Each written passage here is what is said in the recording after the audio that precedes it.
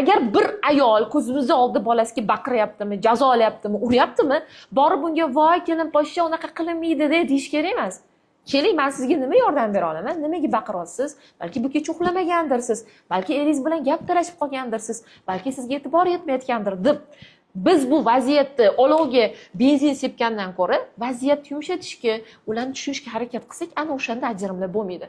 Aslida oila kattalari ikkita yoshi bir-birini tushunishga sabab bo'lish kerak. Ularni bir-biriga qarshi qilishga emas.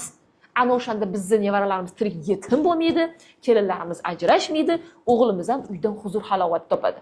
Siz ham farzandingizni urib, baqirib qo'yib, dodlab qo'yib, keyin ketidan o'tirib yig'layapsizmi? Nima qilishni bilmayapsizmi? Hoziroq Telegram kanalimga o'ting, chunki Telegram kanalimda farzandingizni baqirmasdan, urmasdan, jazolamasdan tarbiyalashga oid tekin dars izohlarda 7 raqamini qoldiring. Men sizga shunchaki yuboraman. Lekin obuna bo'lib, like bosishni ham unutmang, yo'qsa boshqa tekin darslarimni, tekin efirlarimni ko'ra olmaysiz.